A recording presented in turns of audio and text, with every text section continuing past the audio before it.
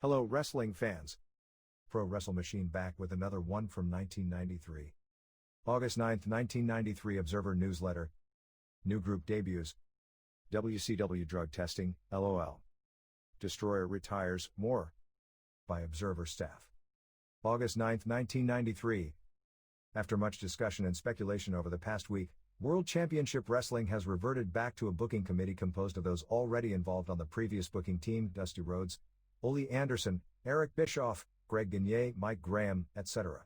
It appears the final decision-making power rests with Bischoff, who seems to be the most influential individual in the WCW organization, since Bill Shaw is crediting the Disney tapings as a major success and Bischoff is getting the lion's share of credit for the shows. Both Terry Funk and Jerry Jarrett were spoken with by Shaw and/or Bob Dway over the past few weeks about a spot in the organization, but to the best of my knowledge, neither were actually given a firm offer of a specific spot. Among many things, Funk felt coming in with Bischoff having the final decision-making power wasn't an environment he wanted to be part of. The debut of the World Wrestling Network WWN took place with a house show on July 30th at Fort Hood Military Base in Killeen, Texas, before a paid attendance of 2,132 fans, paying $19,980. The staff of WWN, composed largely of ex-WCW employees, seemed largely thrilled, as being able to gross enough money to make the first show profitable on its own without a television product, let alone drawing the largest house of the night in the United States. There is no official word on a first television taping, although site surveys will be done over the next few weeks in several locations in the Texas/Oklahoma/Louisiana area, and there is some talk about a September run of 3 house shows and a television taping, and another house show in the same location in late October. All reviews of the show we've received were very positive. WWN, owned by Jim Hudson, an Austin, Texas-based television syndicator, had an office staff at this point consisting of Bob Fox, his longtime partner who was WCW's Southwestern promoter until being let go last week, Tony Gilliam, the ex-WCW ring announcer who will be the television announcer for the GRU, and Paul Heyman, Paulie Dangerously, as talent coordinator and booker. Jim Crockett, who has been strongly linked to this group in rumors that he'll be a major part of the group come November 1st when his 5-year no-compete clause with WCW expires, was at the show, although didn't appear to be involved in the show itself. Actually, there were several changes from the original lineup for various reasons, with several no-shows including Greg Valentine and Medusa, who double-booked themselves in the Boston area, John Berserker Noor, a last-week cancellation, Road Warrior Animal, who was supposed to do an arm wrestling gimmick and cancelled at the last minute, as apparently there is major heat between Hawk and Animal over Hawk getting a new tag team partner in Japan, and Hawk is a major part of this promotion. Conan El Barbaro, who the promotion couldn't find in the days leading up to the event, and Eddie Guerrero, who left early for his New Japan tour. The announcement that several wouldn't be there, Animal in particular since he was the biggest draw of the group, was made and refunds were offered, although nobody asked for one. Guerrero was supposed to be part of a masked Oriental tag team called the Kimoto Dragons, and was replaced by Dean Malenko, who ironically stole the show. Results from the show saw: 1. Black Bart pinned Stephen Dane in 10 minutes with a leg drop off the top rope. 2. Mike Davis, with manager the Serpent Disciple aka Mike Lane, pinned Johnny Rotten when Disciple pushed Rotten off the top rope and Davis pinned him. 3. John Tatum pinned Bill Irwin when interference by Irwin's manager Freddie Fargo backfired. 4. Kimoto Dragons, Malenko and Ted Petty, beat Pat Tanaka and Paul Diamond in a 2 out of 3 falls match that went about 37 minutes. 5. Jake Roberts pinned Bob Orton with a DDT in 34 minutes. Apparently both wrestlers had their working shoes on and then some, because people were raving about Orton's performance and shocked by Roberts. 6. Gary Young and Honest Mario Savoldi, Petty without the hood, got in the ring for a match when Nails charged the ring and threw both men over the top rope. Nails challenged Hawk, who, due to an airplane mix-up, didn't have his gear yet. Hawk came out wearing a Nails costume. Kevin Waycalls had brought an extra costume since the original plan was for Waycalls and Noor to form a tag team called the Convicts, and they had a short brawl with Nails throwing Hawk over the top rope for a DQ. At that point Hawk grabbed the mic and said these fans didn't pay their money to see a DQ finish, they want to see a winner and a loser, and they restarted the match. Hawk wound up winning with a clothesline off the top rope. In response to much heated criticism in recent months, WCW held a comprehensive drug test for both steroids and street drugs on August 2nd in Atlanta for all wrestlers. The wrestlers knew about the test several days in advance, which, because of well-known written ways to beat steroid tests, makes the results less foolproof than doing an unannounced test. Earlier this year, Shaw outlined a new drug program, with specific guidelines requiring all new wrestlers to pass a steroid test before they could be offered a position with the company. Many new wrestlers had debuted since the policy was issued, and it is believed none were steroid tested first. It seemed that Look One Gets One on steroids was a major factor in many of them being hired in the first place, which made the written policy appear to be just another in a long series of works and misleading statements by the two major promotions when it came to the steroid issue since the trial of Dr. George Zahor-Ian in 1991. With some high-level media publicity in the works once again regarding the subject of steroids and pro wrestling, WCW was under the gun to act on its policy as a defense against what could have been and still may be negative major publicity. Although the results of this testing will be kept confidential, it puts WCW in a bad position credibility-wise.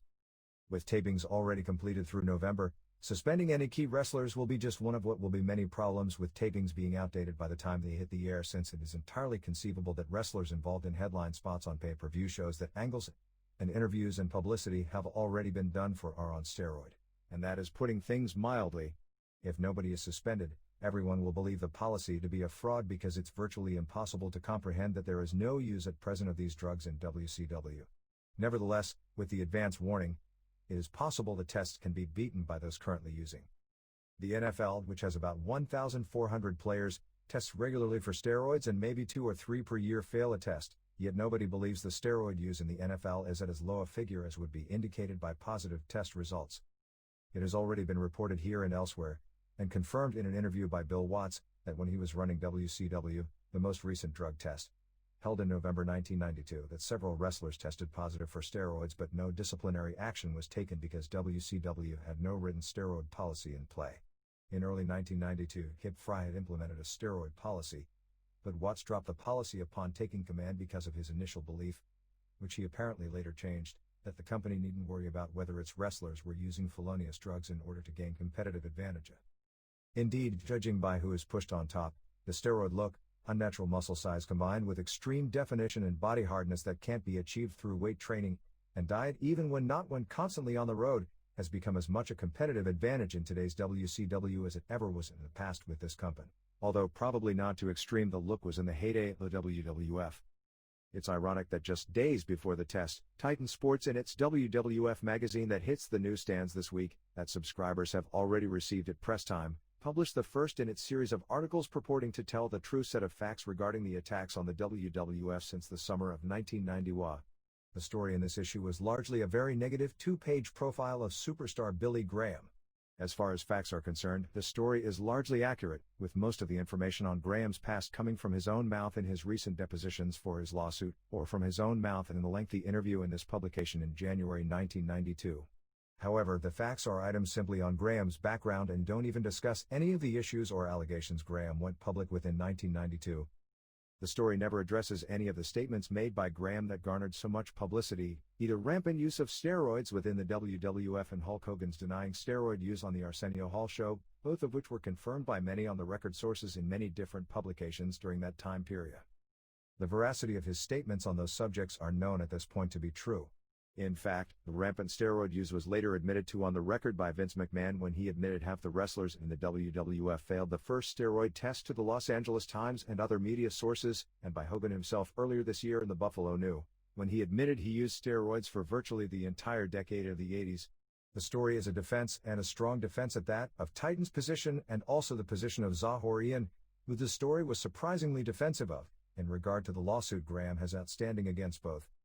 Titan claims, which is true, that Graham only spent a little more than 1 year as a wrestler for Titan Sports since his 1970s WWF stint was for Vince's father's company, Capital Wrestling Corporation. Out of the 23 years he used steroids, although realistically he spent about 4 years, 3 months of his career largely as a headliner for the WWF, and that he had used steroids for more than a decade before he ever met Zahor-Ian. The story misrepresented Graham's connection with the Zahor-Ian trial, claiming pre-trial publicity heightened when Eldridge Coleman, A/K/A superstar Billy Graham, arrived on the scene and indicated that he would testify as a rebuttal witness on behalf of the government at the trial. The fact is, pre-trial publicity heightened when it was revealed Hulk Hogan and Roddy Piper, two of the biggest names in pro wrestling in that time period, were subpoenaed by the government in regard to their connection with Zahor-Ian and possible steroid use. Hogan's subpoena was then quashed days before the trial, which caused the trial to receive far less mainstream media publicity than it would have. The name Billy Graham, which was only identified as a witness beforehand in one mainstream media publication, the wrestling column I wrote in the now defunct National Sports Daily, had nothing to do with any garnering any significant pretrial publicity. Not only that, but Graham didn't even arrive on the scene of the trial in Harrisburg, Pennsylvania until several days into the trial, nor was it publicly revealed he would testify until the day before he did. The story then talked of Graham's lawyers demanding a $1.25 million settlement, which Titan refused, to avoid the filing of a lawsuit, which is true. A deadline date was given and the deadline passed, and it was several months before a lawsuit was filed. The story revealed from Graham's own depositions with Jerry McDevitt, that he had multiple suppliers of steroids while in Phoenix in his pre-wrestling days. Graham had already gone public years ago admitting 20 years or so of heavy steroid use. The story claimed Graham presents himself as if he were a professional wrestler associated with the World Wrestling Federation throughout that 23-year period, where he used steroids, when in fact, Graham never did anything of the sort. The story said, "Our investigation has revealed that he, Graham, is a high school dropout and has never held a regular job. He has a well-documented past of tax liens as well as non-support orders for the 2 children he left behind when he married for the 5th time." If we are to assume that is true, the statement in the WWF magazine about Graham never holding a regular job after a career as a wrestler that spanned 20 years as largely a main eventer throughout North America and Japan speaks volumes about the regard the WWF holds professional wrestlers. Graham was called one of the few wrestlers of that era, 1970, to use steroids and, ironically, is substantially responsible for the subsequent spread of steroids to other wrestlers. The fact is that steroid use in wrestling dated back to the early 60s and many major names and minor names of that era had experimented with them, although when Graham broke into the business in Calgary in 1969, use was minuscule in comparison to 15 years late.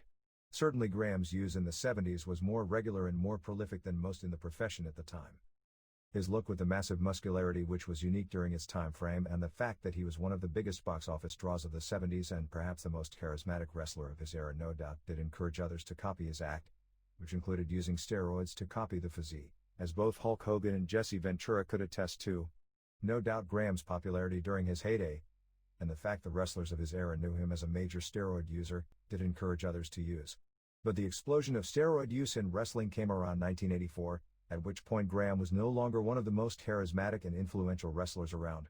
If wrestlers are to be blamed, and that in itself is unfair since it was the promoters who decided who to push to the top of the cards, who to hire and what look is in vogue, the most influential in this explosion were Hogan and the Road Warriors, who were massively muscular and pushed to the top. In the case of the Road Warriors, with virtually no experience. Graham's influence in the steroid problem in pro wrestling pales in comparison with the influence of McMahon's, and for the WWF magazine to blame Graham for much of wrestling's steroid problem is a case of unmitigated gall. The story said Graham was pretty much washed up as a wrestler during his October 1982 to April 1983 stint with Titan, and was a drug addict and unreliable and let go. Graham was never anything special as a worker during the 70s, and his work had deteriorated and he physically looked to be in poor health, apparently because of his drug addictions, which he fully admitted to during that stint. But it should be noted that in spite of all that, he was pushed by McMahon as a headliner and top title contender much of that run and drew many sellout crowds against Bob Backlund. The story went on to say that Graham defrauded McMahon in 1984 when he came back for his final run, saying he was fit and able when he needed a hip replacement. The fact that Graham wasn't physically in good shape and was barely mobile in the ring was well known throughout the industry. Between his WWF stints, Graham worked as largely a headline performer for NWA territories in both the Carolinas and Florida, and got by largely on his interviewability and name value. As the story stated, Titan did pay approximately $30,000 for Graham to get his hip operation and paid Graham $1,000 per week during his convalescence. It didn't state that the hip operation itself was used by Titan as a promotional angle and that when Graham returned, that money was taken out of his wrestling paychecks until he had paid all the money back to McMahon. When Graham improved, he tried to wrestle for about 6 months and was not very good at it. Certainly true again, but if he wasn't good, and as a worker during that time period he surely wasn't, that doesn't explain why he was pushed as a headliner during most of that run as well. If Titan felt that Graham had damaged the company last year, and he did somewhat, although it's hard to pinpoint to what degree, the company certainly has the right to defend themselves against his charges. But by ignoring most of Graham's claims rather than addressing them, the most important of which have been substantiated, this article, entitled, "Now It's Our Turn," comes across more as personal revenge and trying to cloud up issues rather than trying to clear anything up. For that reason, with the exception of stating Titan's position regarding Graham's lawsuit against the company, a lawsuit which has received virtually no publicity at all. It's hard to figure out what the purpose even was for it. The sensational Intelligent Destroyer, one of the biggest names worldwide in pro wrestling during the 60s and 70s, retired this past Thursday night amidst a major ceremony at Tokyo's Budokan Hall. Destroyer, real name Dick Bayer, during his 39-year career held major versions of the World Heavyweight title on 4 occasions. Bayer, who turned 63 less than 3 weeks before his final match, teamed with Giant Baba and son Kurt Bayer to defeat Masao Inoue and Haruka Eigen and Masa Fuji when Destroyer put the figure 4 leg lock on Inoue, while at the same time Baba had Fuji in the abdominal stretch and Kurt had Eigen in the figure 4. Destroyer's retirement was major enough news in Japan that Nippon TV, one of the major networks, covered it on its Night World News program. After the match, Bayer held a press conference and unmasked before the cameras and gave his mask to his son, who when he returns to Japan will become the Destroyer Jr. Besides several family members at the show, also at the Budokan show was Don Montekian, a former college and pro football star during the 60s, who held the California version of the World Tag Team title with Destroy. Dick Bayer was a football and wrestling standout at Syracuse University in the early 50s. He placed in the NCAA tournament in wrestling and played in the Orange Bowl in football. During that era, it was far more common than today for top-flight amateur wrestlers to make the transition to pro. He started pro in 1954 and was named Rookie of the Year by at least one national magazine, but his wrestling career largely went nowhere, partially because he mainly worked during the summer and coached football at Syracuse during the year. In 1962, he was brought into the Los Angeles territory by then-promoter Jules Strongbow, and put under the hood as the Destroyer, an idea he originally didn't like. But the mask almost immediately put him on the map as a wrestler, offering $5,000 to anyone who could remove his mask or break his figure 4 leg lock, and he later refused when Strongbow decided it was time for him to lose his mask. He quickly won the Old Western Wrestling Alliance version of the world title, recognized in California and Japan, from Fred Blassie on July 27, 1962 in San Diego, and held it for a 10-month run before losing it back to Blassie. During that time frame, he went to Japan and had legendary matches with Rikidozan, including what I believe was the final job Rikidozan did before his death, and the rematch from that is believed to be the largest television rating for any pro wrestling show in the Orient. Destroyer, who regularly toured Japan while being based in Los Angeles for the next few years, had 2 more runs as WWA champion, beating Dick the Bruiser on July 22, 1964 at the Olympic Auditorium in Los Angeles, and losing it 2 months later to Cowboy Bob Ella. Destroyer regained the belt once again September 19, 1964 from Ellis, and lost the belt on December 4, 1964 in Tokyo to Toyonobori. But the switch wasn't recognized in California, and he was recognized as champion until March 12, 1965 when he lost the title to Pedro Morale. During that time period he also had at least 3 runs as WWA World Tag Team Champion with partners Hard-Boiled Haggerty and Montekian. At that point Destroyer left for the OA, where he worked back and forth within Japan for many years. In 1967, he dropped the Destroyer gimmick and came back as Dr. X, and held the AWA title for 2 weeks in 1968, winning from and losing to Vern Gagne.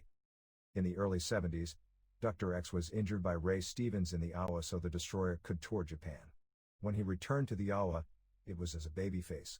In 1973, a major singles match for the international title was held in Japan with champion Giant Baba versus the Destroyer, with Destroyer doing an anti-Japanese gimmick at the time, promising to live in Japan if he lost. The decision, of course, was made well before then that Destroyer would become one of the first foreigners to work as a Japanese, in the days of strict division of Japanese and foreigners on Japanese cards. Destroyer became a regular tag partner of Giant Baba and Jumbo Tsuruta for All Japan Pro Wrestling during its infancy, and held a title known as the World Maskman Championship for several years, with his major opponent being Mil Mascaras. During this time period, Destroyer became a mainstream celebrity. Japan was developing its own copy of an American TV hit from years earlier known as Rowan and Martin's Laugh-In, which was the hottest show on American television in the late 60s. The Destroyer became a weekly regular on Japan's new comedy ensemble show, which for years was one of the 5 most popular shows in the country. Occasionally the program was used as a backdrop for wrestling angles, such as the time Destroyer was doing a sketch when Abdullah the Butcher came out of the audiences and attacked him and left him bloody. After 6 years living in Japan, wearing the mask full-time in public, in 1978 Bayer returned to Akron, New York and stopped wrestling full-time. He was a high school football and swimming coach for the past decade, doing some indies in the area and touring Japan every summer. His role as a serious performer in All Japan ended in the early 80s, but his July tours continued through this year, with him working against young wrestlers or prelim wrestlers in the first or second match every night and beating them with his figure 4 leg lock. The Wrestling Insider's nationally syndicated radio show that aired Saturday nights on the Sports and Entertainment Network was abruptly canceled this past week. The show, hosted by Mike Tenay, was dumped Thursday night when Tom Bigby was hired as program consultant for the network. Bigby, who came from Whip in Philadelphia, had a negative image of wrestling and had been quoted about 2 weeks back in a trade paper when the announcement was made of his hiring that Sen would no longer cover fringe sports, which he stated to mean anything other than baseball, football, basketball and hockey. At that point the handwriting was on the wall for the show. People have asked about writing letters, and you can write Bigby care of KVEG Radio in Las Vegas, but it seems the move to dump all fringe sports programming is part of his long-term plan, so it doesn't seem like a letter-writing campaign will have much effect, since the popularity of the program wasn't taken into account in the first place was the decision was made. Tenay is working on getting his show back on radio with a new syndication deal.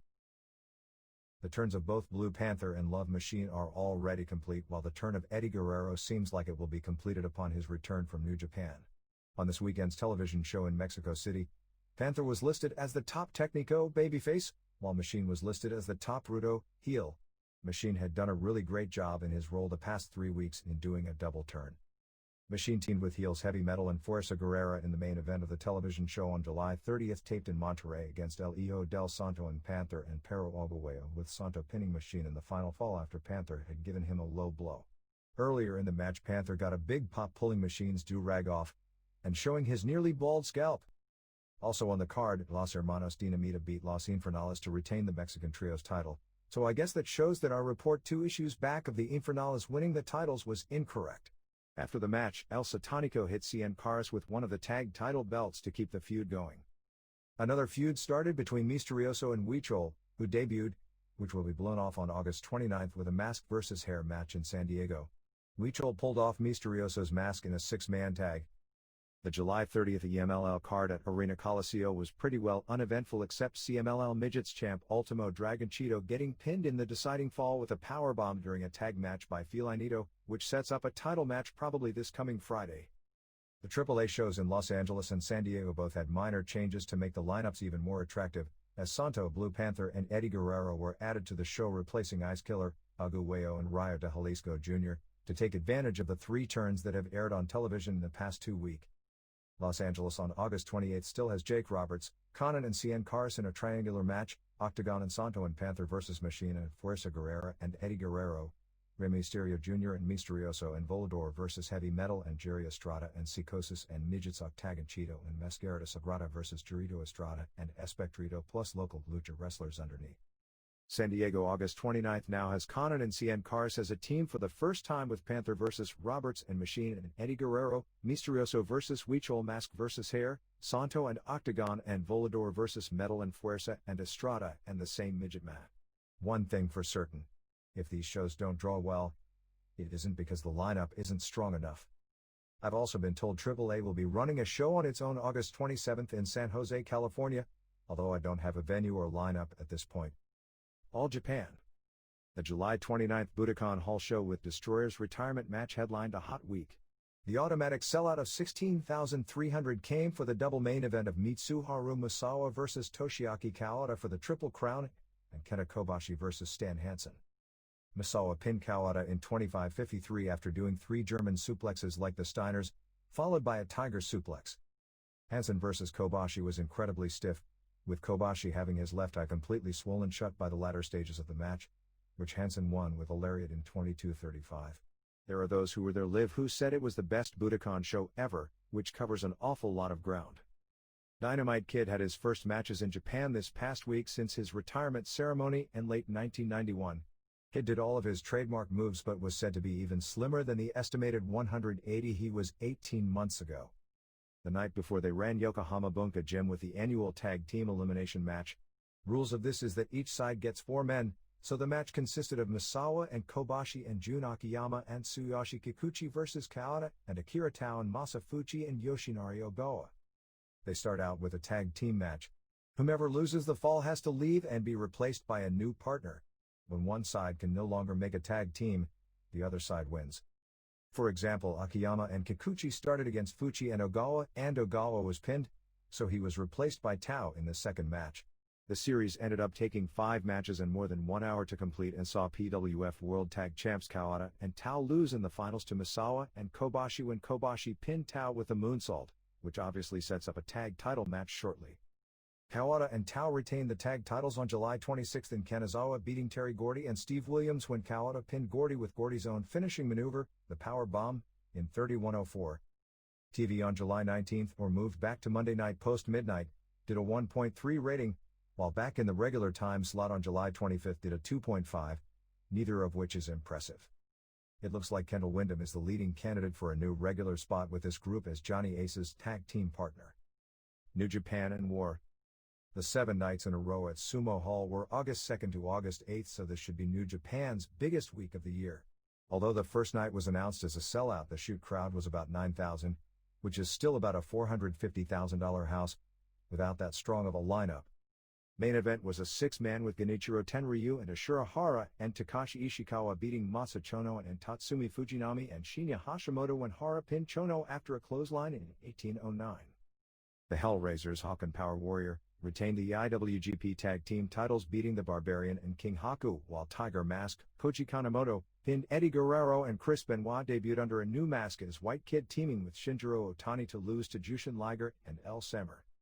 Expect Hellraisers to drop the strap soon to the Jurassic Powers. War did a 1-week tour mainly headlined by the Skinheads vs. War on Top. Rock and Roll Express worked the tour, usually in the second or third matches beating Ultimo Dragon and a prelim partner, usually Yuji Yasarioka, most nights.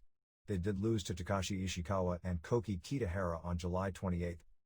Dragon and Tiger Mask had their first singles meeting on July 29, which was a 30-minute draw of what will turn into a many-year-long series of matches. July 24 television show did a 7.9 rating. Riki Choshu started his rehab after his Achilles tendon surgery this past Thursday, starting both weight training and walking. He was talking about returning for the December tour. Black Tiger, Mark Rocco, who is one of the biggest rivals of the original Tiger Mask in the early 80s, will be returning after a 4-year absence in late September. The magazines this past week had hideous-looking photos of Masashi Aoyagi of the Skinheads, all of whom have let their hair grow so none are skinheads anymore, after a singles match on July 22 against Hashimoto. His lip was busted, nose was broken and left eye was swollen shut worse than any boxer you'll ever see. Poster for the September 23 show is out with photos of Hulk Hogan, Yoshiaki Fujiwara, Tenryu, Hellraisers, Jurassic Powers, Jake Roberts and Brutus Beefcake on it besides the New Japan regulars. FMW.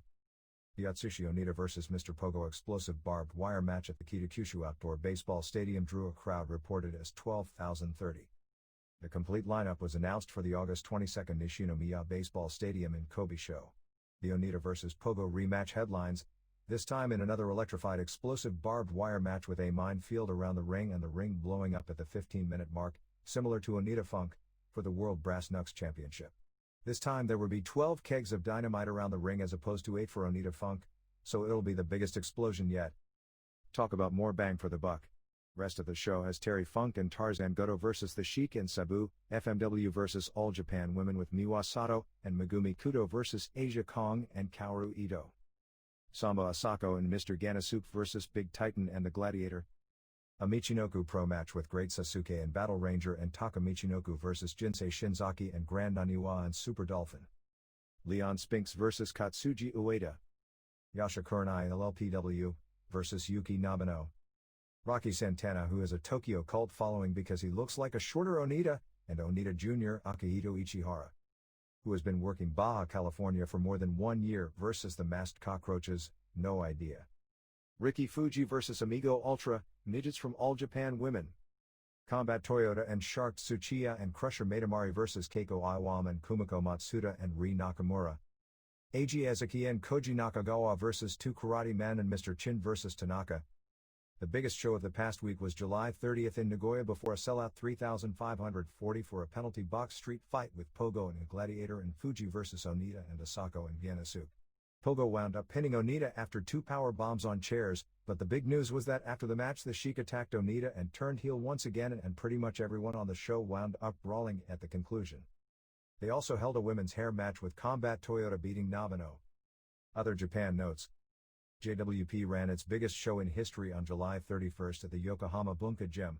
Don't know crowd, but ringside tickets were $185, and they were sold out about a month in advance. The main event was an 8-woman tag match with All Japan's Asia Kong and Kyoko Inoue and Takako Inoue and Saki Hasegawa against JWP's Cutie Suzuki and Hikari Fukuoka and Dynamite Kansai and Mayumi Ozaki, with the match having to go 60 minutes and decided by whichever team won the most fall. JWP, as the babyface home promotion, was down 2-1 with 10 minutes left when Kansai pinned Kyoko to tie the score, and with 5 seconds left, the match had sudden death provisions. In the event of a tie, Ozaki pinned Takako with a tiger suplex, so the home team won at the end. The pin in the finals reverses Takako's pin on Ozaki on the first JWP television show. This card airs this week on WOWOW channel in Japan.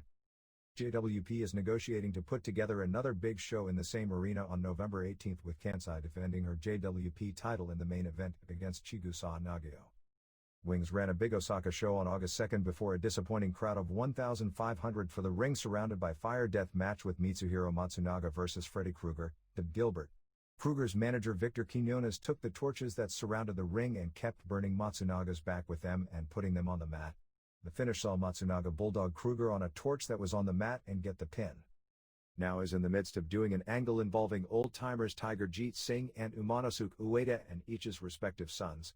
Singh and Ueda were a headline tag team for both All Japan and New Japan in the 70s and early 80s, and are in the same promotion once again. Ueda had been working as a babyface and Singh as a heel, so the inevitable first singles match took place July 28 in Kumamoto with Ishinriki as referee. Ishinriki tried to stop Singh from using his heel tactics, and then Tiger Jeet Singh Jr. tried to stop his father from working as a heel. Ueda's son billed as Hiro Ueda Jr. Umanosuke Ueda's real first name is Hiro Umanosuke, is Japanese for horseface, also came out, and somehow while this was all going on, Ueda Sr. turned heel once again. On July 29, Singh Sr. and Ueda Sr. reformed their tag team in a 6-man on top with Goro Tsurumi, who had teamed with both of them in the past, as heels. The next night in Tokushima they teamed again, but this time Hisakatsu Oya, who turned heel on July 29, was their partner. Wing next tour is August 20th to August 31st, which will include a junior heavyweight tournament to determine the top contender for WWC Junior Champ El Texano, who will be on the tour. Also on the tour will be Freddy Krueger, Crypt Keeper, Super Invaders, Talisman Jr., who is the husband of All Japan Women's star Akira Hokuto, Archangel de la Muerte, and Kevin Sullivan. Crypt Keeper, Jose Estrada Jr., won a non-title match from Wing World Heavyweight Champ Crash the Terminator on July 26 in Shinozuka. Wellington Wilkins Jr., a former Minneapolis native, who is now living full-time in Japan and has a regular job there, hooked up with Michinoku Pro Wrestling. All Japan Women had a television taping July 26 in Osaka, which was headlined by a 30-minute draw between Manami Toyota and Kyoko Inoue, which may be something for tape collectors. Current standings in the Grand Prix tournament to determine the number 1 contender for Kong's WWA World title have the Red Zone with Hokuto in first place with 5 points, 1 point for a win, 0.5 for a draw, Toshio Yamada with 4.5, Harley Saito with 4, and Suzuka Manam, Atsuko Mita, Takako Inoue, and Hasegawa with 3. The Blue Zone has Yumiko Hata with 5, Kyoko Inoue with 4.5, Toyota, Bat Yoshinaga, and Fukuoka with 4. Finals are August 21st at Korakuen Hall. Next TV taping is August 5th in Keisumagaya with Hokuto vs Saito, Hata and Manami, and Takako Inoue vs Yamada and Toyota, and Kyoko Inoue, Kong and Ito vs Bull Nakano and Yoshinaga, and more. Weekly Fight reported this past week that Jim Crockett and Shohei Baba have done some preliminary negotiations. Great Sasuke won the UWA Mexican welterweight title in a match where he put up his mask on July 24th in Morioka from leading rival Super Dolphin. Los Angeles indie wrestlers Pilato Suicida, Superboy, and Mercurio debut next week for Michinoku Pro Wrestling. USWA 2 title changes on the August 2nd card at the Mid-South Coliseum, as Luna Vachon won the USWA Women's title from Miss Texas, and the Moondogs, Spike aka Bill Smithson and Cujo aka Lanny Keene aka Cousin Jr., managed by Richard Lee, won the tag team titles from Melvin Penrod and C.W. Bergstra. No word on the house, but it was probably the largest in a while, as the Saturday television did the best job of hyping a card in a long time with the Jerry Lawler vs. Bret Hart main event, which went 23-46 to a double disqualification. Most of the TV show consisted of airing one clip after another of angles involving Lawler and Hart, such as the King of the Ring angle, the Monday Night Raw angle, and the syndicated match of Lawler vs. Owen Hart. Both did interviews with Hart playing a heel, although not a strong heel, and Lawler of course is the face here. Luna Vachon appears to be in for a few weeks to manage Vampire Warrior. The two have been associated with one another for some time, as Vachon managed David Heath as a member of the Blackhearts and also as Lestat the Vampire in Puerto Rico. More associated than just in front of the crowd. Told the Chris Adams vs. Brian Christopher feud has been pretty hot.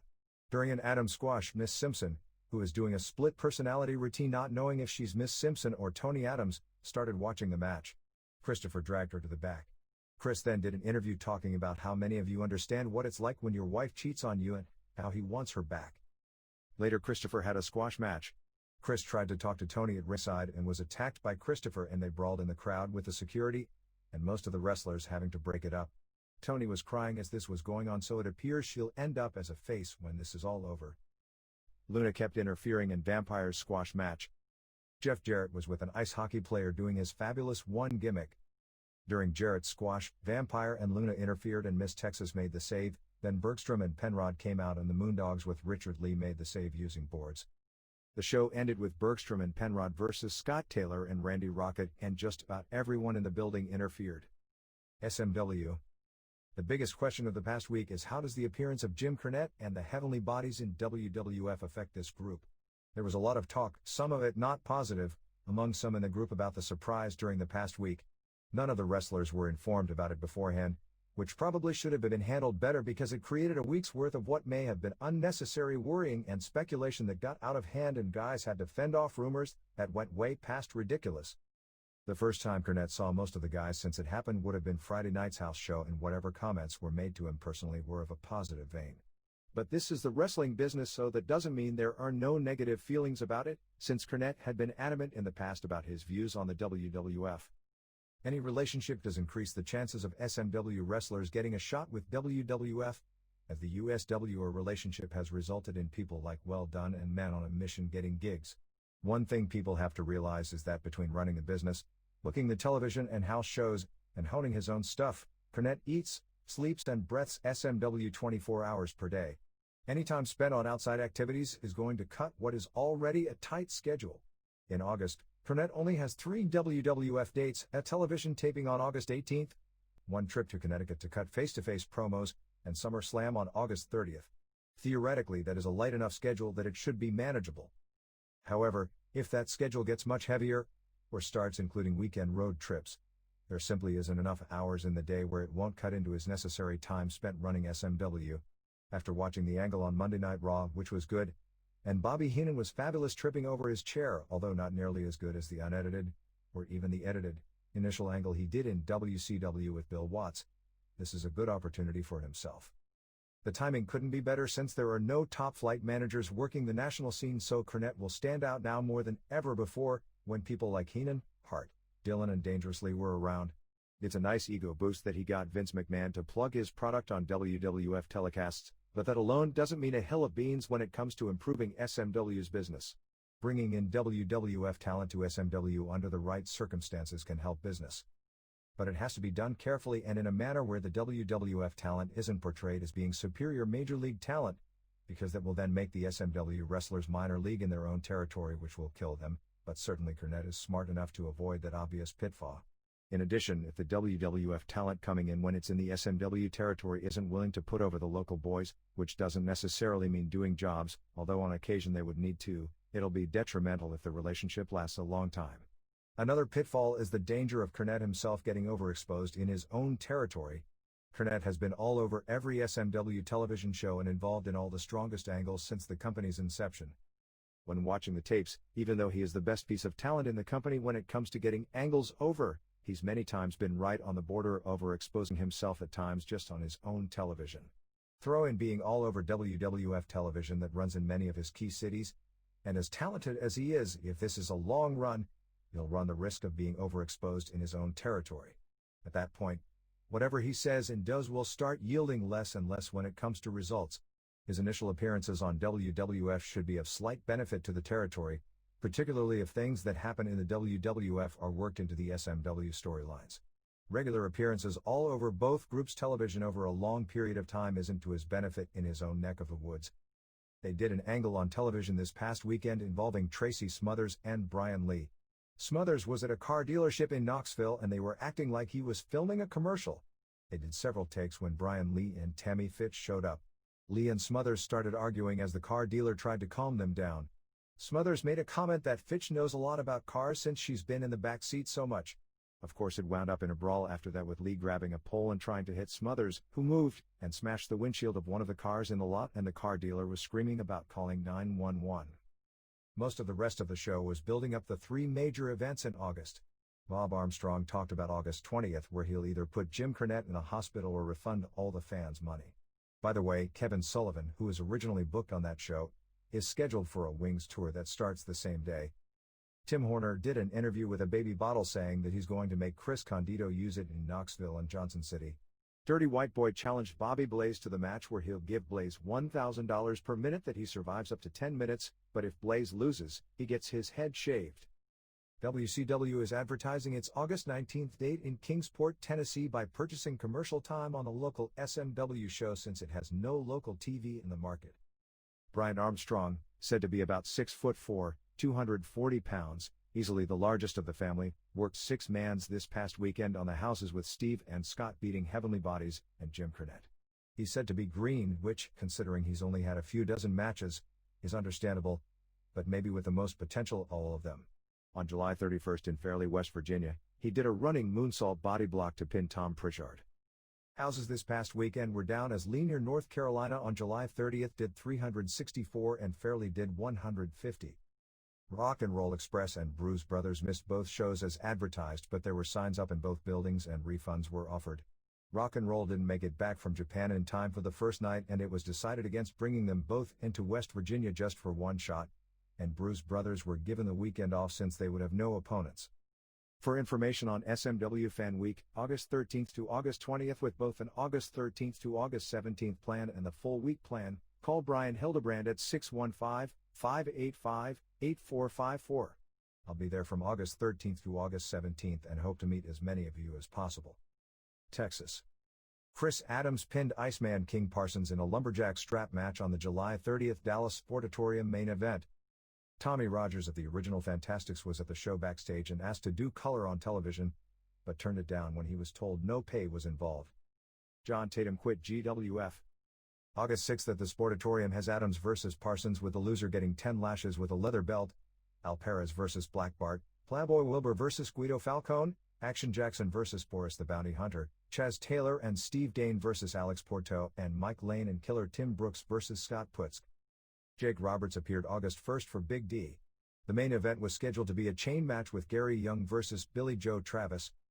Roberts was in town because of the WWN taping 2 nights earlier, and originally they were going to use him as a heel against Travis, claiming Young's shoulder hadn't fully recovered. Travis then no-showed, apparently due to an auto breakdown, so Roberts was brought in as a face against Young. Although they were said to have had a great match, 2 in the same week by Roberts, which must be a modern-day record, the crowd was very quiet, largely apparently from simply being stunned to see Roberts in the building. Manager Freddie Fargo interfered for the DQ, but after the match Roberts gave Fargo a DDT and chased Young around the ring with his albino cobra. Roberts and the Moondogs will work for Big D on August 15th. Roberts will also have a rematch against Young on August 8th. Here and there. Last word is that Abdullah the Butcher is off the ECW tapings this weekend, but that Sensational Sherry will be working some ECW tapes. August 19th in Woodstown, New Jersey has Jake Roberts vs. Eddie Gilbert, Tito Santana and SD Jones vs. Demolition Axe and Blast plus Jimmy Snuka. Herb Abrams is planning on doing a UWF television taping in New York in November using Terry Gordy and Steve Williams as the top stars. By the way, there is no truth to all the printed stories about Gordy and Williams signing with WWF. Logic would tell you that you wouldn't give up a well-paying stable job with the most long-term stability as any job in wrestling, working for All Japan, that gives you 30 weeks off per year, to take a full-time job with no guarantees and having to work more than double as many dates for at this point probably not much more money.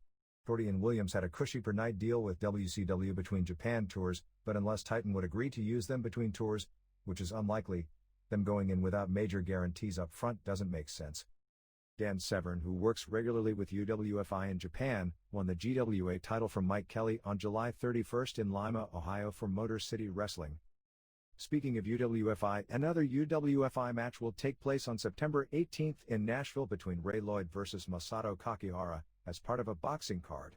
UWFI had one match in Nashville on a boxing show recently, billed as Shoot Wrestling, and it stole the show. Of course, the boxers on the show were the like of Mark Gastineau, so it was petty theft. Lance Storm beat Hiroyoshi Yamamoto on July 24 in Vienna, Austria to win the CWA Junior Heavyweight title. Billy Jack Haynes' scheduled show on August 14 in Malawa, Oregon was canceled over a rent dispute. Haynes thought he was being charged $1 per ticket sold rent, but the Malawa people thought the deal was $1 per seat in the building, which would be a whopping $8,000 rent. The death of his father a few weeks back likely put Haynes in the mood to put things on hold. Former Portland wrestling star Dutch Savage was severely injured in a freak accident when he was cutting wood with a chainsaw, when it kicked back on him and cut him from the top of his head down to his neck. He bled severely and nearly lost his eye. A group called Associated Wrestlers of the Universe, AWU, taped television on July 31 in Houston in front of 2,000 people. The Houston Post television columnist Ken Hoffman listed that you could get a free ticket with a password he listed, as the vast majority of those didn't pay. Mostly local wrestlers plus Action Jackson, Iceman King Parsons, Tommy Rogers, Danny Davis and Coco were appeared. Junkyard Dog and Chris Adams were no-shows. Sputnik Monroe refereed the show and his son Bubba Monroe was put over as a WU champion. Howard Brody of Wild Women of Wrestling is offering discounted tickets for his August 28 card in Cherry Hill, New Jersey at Garden State Park to all Observer readers if they write to WOW, P.O. Box 652052, Miami, Florida 33265. They'll be able to pick up tickets at We'll Call the night of the show. Show will have an 8-women strap match, Bambi vs. Lady X for WOW World title, Wendy Richter vs. Rusty Thomas, Heidi Lee Morgan and Misty Blue Sims vs. Cat Law Rue and Nasty Angel, Penelope Paradise vs. Candy Divine and a House of Humperdinck segment. There will be a benefit show on August 7th at the Pomona, California Boys and Girls Club on 1420 South Gary Avenue, for Gory Chavez, a local wrestler whose wife was killed in a car accident 2 weeks ago. WWF. Major roster cuts will be made over the next few weeks. WWF will be cutting back to one house show per night, with the final night of double shots being August 15th. Among the names who will be either cut, leaving, or receiving few dates and staying under contract but working mainly indies are Damian Demento, who finished up with Titan this past Sunday, Terry Taylor, who finishes up on August 6th after the European tour and is likely headed to WCW as a television announcer, teaming with Eric Bischoff on the second hour of WCW Saturday night. Bob Backlund, Tito Santana, Mr. Fuji, Himala, Giant Gonzalez, Virgil, Blake Beverly, Doink the Clown 2, Steve Kieran, Papa Shango, Ted DiBiase, headed to Japan, and Jim Duggan, working part-time. Most of the house shows from post-SummerSlam through early November will look something like this: Undertaker vs. Yokozuna, Mr. Hughes vs. Razor Ramon, 1-2-3 Kid vs. Shawn Michaels, Mr. Perfect vs. Diesel, Kevin Nash, Bret Hart vs. Doink, Steiners vs. Bam Bam Bigelow and Adam Ba, IRS, who will be taking a few weeks off after the pay-per-view but then return, versus Tatanka and Well Done vs. Man on a Mission. Quebecers and Bushwhackers go on the road in October.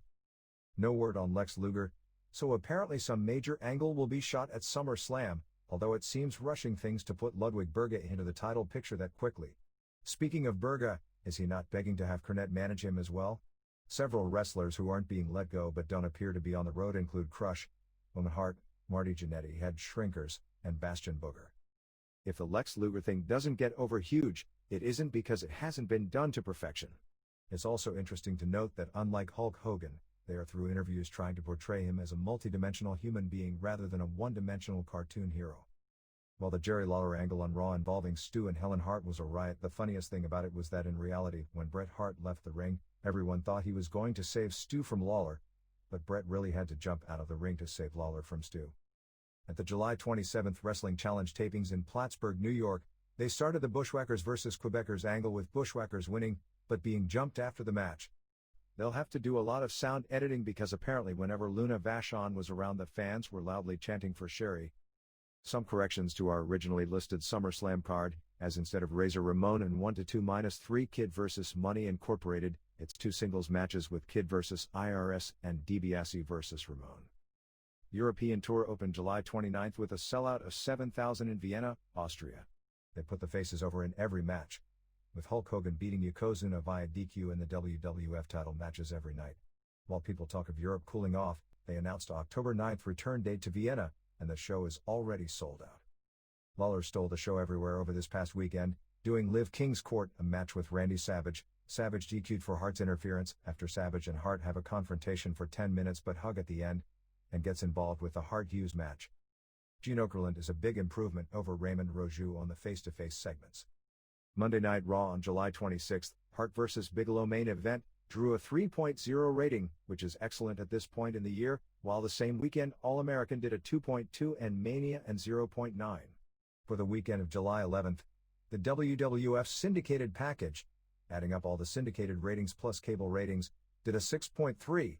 Of that, 3.8 of that rating came from the three cable shows, leaving the combination of Superstars, Challenge and Spotlight doing a 2.5 rating nationally, which is way down. In comparison to the end of 1992 when the WWF house show business and TV ratings bottomed out, only Raw has really been a huge success. All-American is a minor success, and syndication, which is the key to selling the house shows, is slightly down from the bottomed out win, which explains the house show business being down is a lot more than people looking for the convenient economy excuse. Ironically, the syndicated shows are probably the best they've been in a long time right now. WCW. The August 14th and August 21st WCW Saturday night shows were taped on August 2nd at Center Stage. Coming off the success in Florida, they used a local DJ from WKLS to lead the crowd in cheers and boos, off camera, to gain the so-called correct reaction of the fans. Eventually the gimmick backfired as the fans were making fun of the DJ rather than paying attention to the action.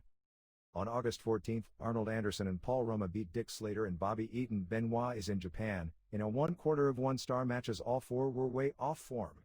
Dustin Rhodes did an interview wearing Hawk face paint and did a very good Hawk imitation building up to the clash. Yoshi Kwan pinned Brad Armstrong with his feet on the ropes. The Colossal Kongs did an interview with Harley Race talking about Sting and Ric Flair. At this point Flair came out and he and Race started shoving each other. Flair punched Race. Later in the show Flair did an interview saying he was originally going to do a Flair for the gold at the Clash but asked Sting, he was on the video wall, if he would team with him against the Kongs. The Kongs and Race then came out, Flair jumped in the ring and Sting then ran out of the dressing room so the Kongs backed off. Rick Steamboat and Two Cold Scorpio and Marcus Bagwell beat Max Payne and Steve Regal and Paul Orndorff in a 2 3/4 stars when Bill Dundee's interference backfired. The show ended with Flair and Sting doing an interview together and Sting then challenging Flair to an NWA title match on television the next week and Flair accepting. Between shows they aired dark matches putting over Frankie Lancaster and the tag team of Scott Studd and Tommy Angel. The August 21st show opened with Sid and Harlem Heat beating Scorpio and Bagwell and Ron Simmons in an awful match. Charlie Norris did a squash. Johnny B. Bad had a squash and pulled off his mask at the end of the bout and threw it away, and his face looked fine. Apparently in the Clash match, Bad will retain his mask in the Mask vs. Bad Blaster match with Payne. Ice Train debuted on TV. Vader did an interview still holding the belt. By the way, Vader vs. Smith is not a no DQ match, but a title can change hands via DQ match which enables them to have Smith DQ'd if they so desire. Flair and Sting then went 40 minutes in their NWA title match. Even though Flair tried to play subtle heel using the ropes, etc., the crowd was 50-50 all the way. The psychology was great but the execution was below par, with both men missing moves and Flair selling some of Sting's moves that missed noticeably. Finish saw both take a bump over the top, Flair got in first, and as Sting tried to get in, Sid held him from getting in and Sting was counted out. Sid and Harlem Heat ended up running in and Flair and Sting held them off. Flair refused the win that way but the referee wouldn't let him refuse the win. Flair and Rick Steamboat had an NWA title match on July 30th in Fayetteville, North Carolina before a $17,000 house, although WCW sold the show to local sponsors for $25,000, which is one of WCW's largest house show crowds in Hawaii. The match went about 45 minutes and was said to have been a classic. Cactus Jack is scheduled to return at the September 18th pay-per-view. Dustin Rhodes was married on July 25th to Terry Boatwright, Alexandra York, in Atlanta. Chris Benoit did jobs for Eric Watts at house shows during this past week. In fact, Benoit and Eaton even put over Thunder and Lightning at the television tapings in Anderson, South Carolina on July 27th. Also at that taping, Mark Starr and Sean Royal got a tryout as a tag team. Royal was part of a tag team called The New Breed in NWA about 6 years ago that had a lot of potential but he simply dropped out of the business abruptly. WCW lost its Canadian cable spot for Canadian Power Hour. Nasty Boys are working for a nightly guarantee rather than a guaranteed annual contract. Stan Lane was offered a job to come in and team with Bobby Eaton.